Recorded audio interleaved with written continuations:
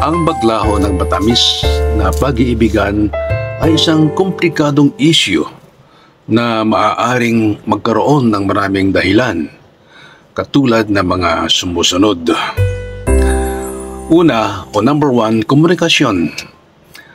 Ang isang malusog na relasyon ay nangangailangan ng malinaw at bukas na komunikasyon.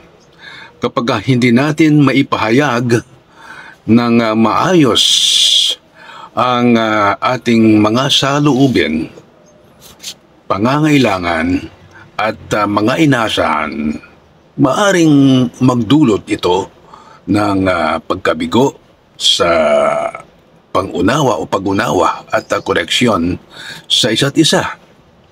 Pangalawa or number two, kakulangan ng pagtutulungan.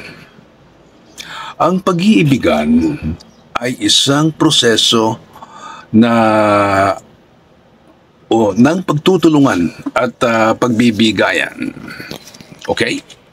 Kapag hindi natin nagagawa ang mga ito, maaaring magkaroon ng pagkabigo sa pagpapanatili ng matamis na pag-iibigan.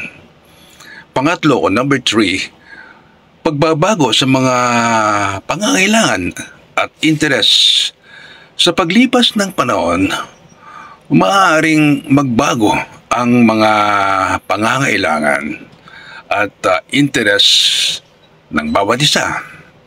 Kapag hindi natin na ibahagi ang mga ito sa ating partner, ay hindi tayo nag-adjust sa mga pagbabago na ito.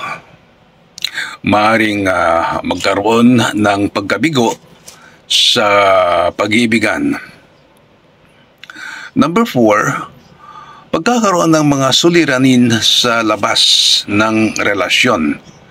Ang mga personal na suliranin tulad ng stress sa trabaho, pamilya o kalusugan ay maaaring makaapekto sa ating pag-iibigan.